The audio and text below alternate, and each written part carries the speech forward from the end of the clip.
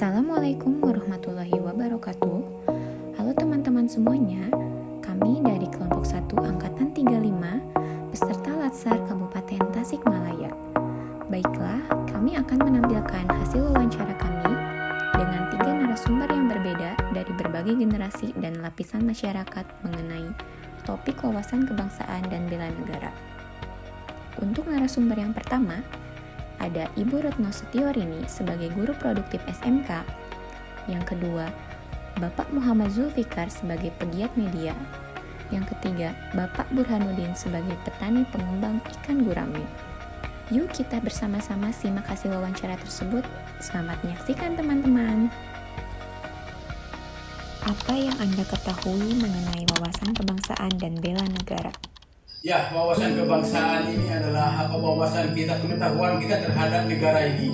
Negara ini dibentuknya dari mana dan mau kemana. Negara ini dibentuk dengan basis yang sangat berat. Mulai dari perjuangan pendahulu-pendahulu kita berjuang dari awal sebagai generasi, sebagai pendahulu kita ini berjuang melawan penjajah. Bela negara kita ini adalah untuk generasi sekarang ini adalah mengisi apa yang harus kita perbuat, apa yang harus kita lakukan supaya kehidupan bernegara berbangsa di Indonesia ini bisa terjalanilah dengan baik. Jadi menurut saya pribadi ya segala bentuk informasi, pengetahuan, keilmuan tentang bangsa yang kita tempati, bangsa milik kita, negara yang kita duduki. Nah, itu termasuk wawasan kebangsaan dari bentuk geografis, masyarakat, budaya, dan ya semua bentuk informasi yang berkaitan tentang bangsa seseorang. Nah, bela negara itu bentuk perilaku dan tindakan dari seseorang individu, kelompok, masyarakat yang tinggal di suatu negara nih, yang bertujuan untuk membela keutuhan negaranya. Membela keutuhan ya baik itu dari serangan-serangan fisik atau dari serangan-serangan ideologis gitu.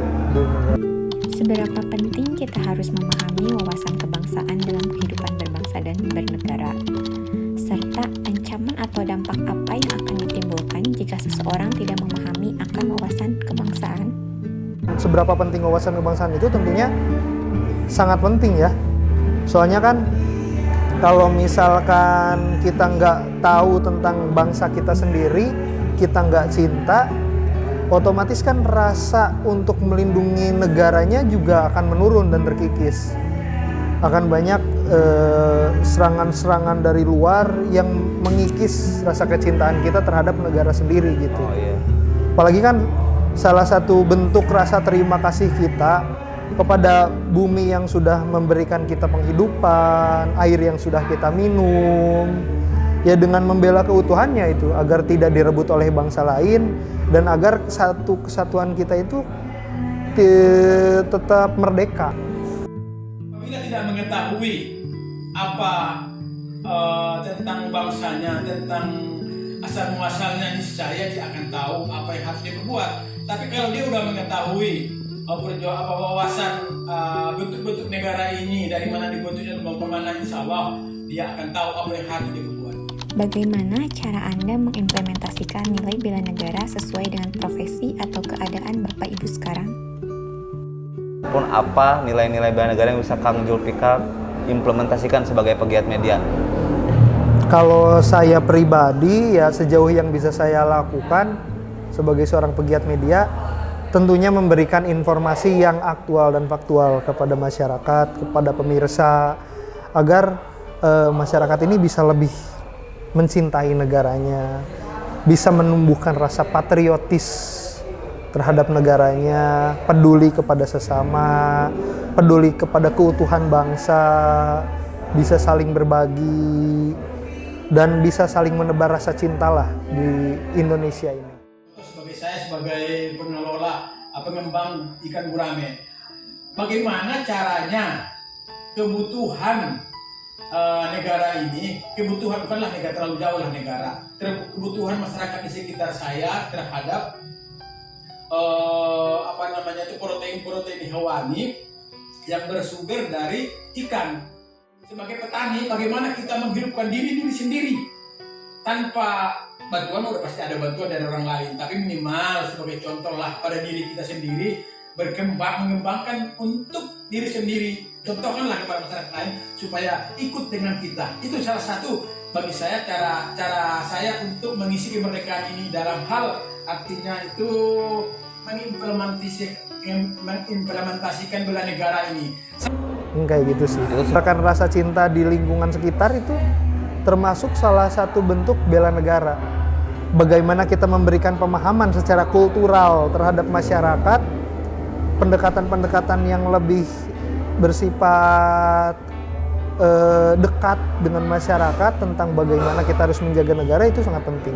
Ya paling itu yang bisa kita lakukan, contohnya gotong royong.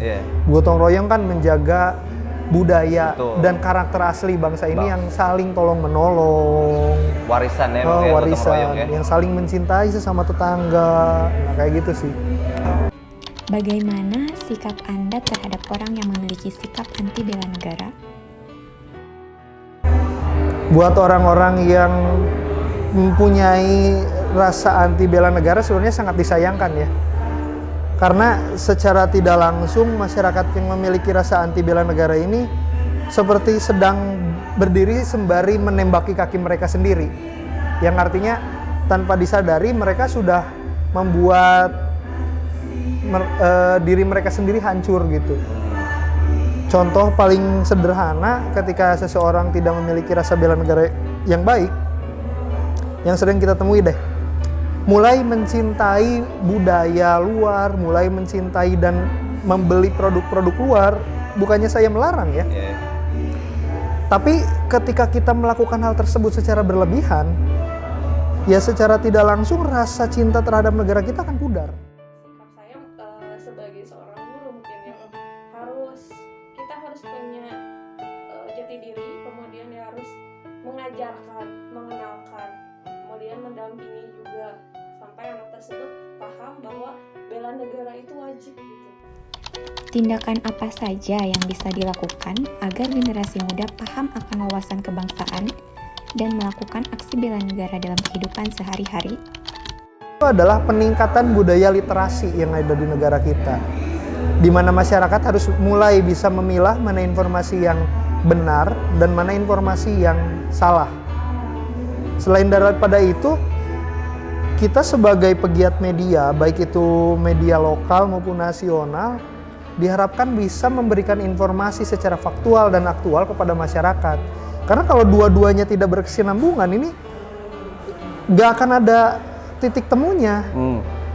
Kalau misalkan media terus dengan kepentingan mereka untuk memberikan informasi hoaks tanpa memedulikan masyarakat kita yang masih rendah literasinya, ya sudah, gimana lagi? Kalau di sekolah itu ditanamkan dengan adaptasi P5 itu yang profil pemuda Pancasila. Kemudian di awal pembelajaran itu suka ada yang namanya briefing ya.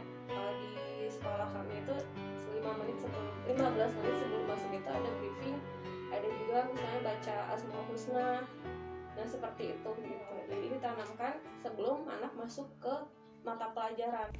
Di zaman digitalisasi saat ini, banyak sekali informasi-informasi yang tidak sesuai dengan fakta yang ada, atau biasa dikenal dengan hoaks. Kontribusi apa saja yang dapat Anda lakukan untuk meminimalisir isu hoaks tersebut, terutama dalam kehidupan bermasyarakat? Sebenarnya dari dulu sampai sekarang, Indonesia itu sangat mudah digoyangkan, mudah diguncangkan oleh isu-isu sara. Karena kan secara geografis dan geopolitik, Indonesia itu negara kesatuan, Bhinneka Tunggal Ika lah, berbagai macam suku bangsa ada di Indonesia. Ya, setuju. Di mana karakter mereka itu setiap daerah beda-beda. Beda, betul. Nah, dari dulu sampai sekarang politik luar negeri yang digunakan untuk memecah bangsa Indonesia sama, divide et impera. Yang memecah, adu domba, dipecah-pecah kepentingannya, dikotak-kotakan, lalu diadu domba sesama bangsa, antar suku. Nah, ini isu-isu ini yang mudah dibakar, yang mudah digoreng istilahnya ya, mudah digoreng oleh orang-orang yang memiliki kepentingan untuk memecah belah bangsa.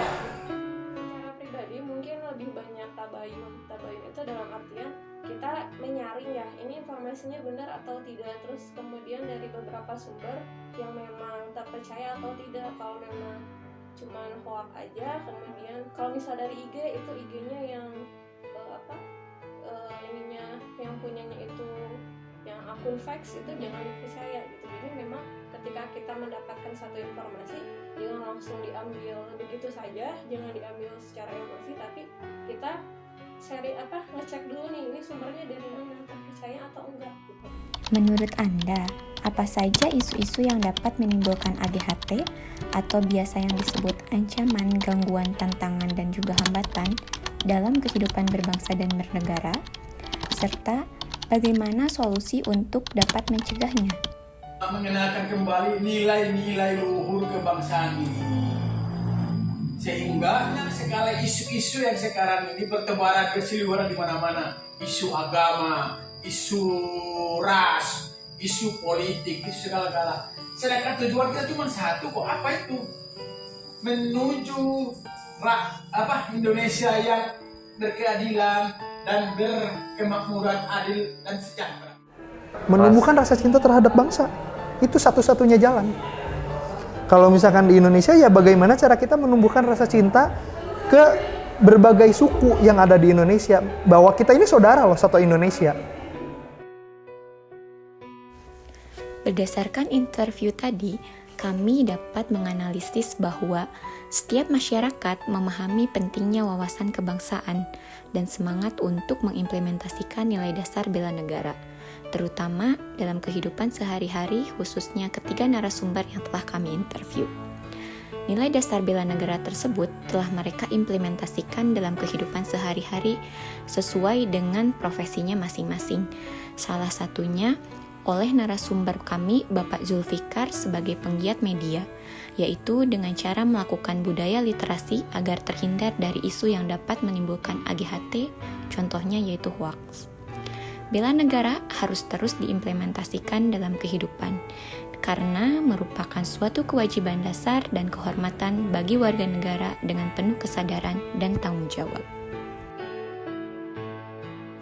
Dari hasil interview yang kami lakukan kepada 3 narasumber dengan 3 profesi yang berbeda, dapat kami simpulkan bahwa wawasan kebangsaan merupakan segala bentuk informasi atau pengetahuan tentang bangsa dan negara untuk mewujudkan aksi bela negara dengan berbagai cara, salah satunya rela berkorban bagi bangsa dan negara.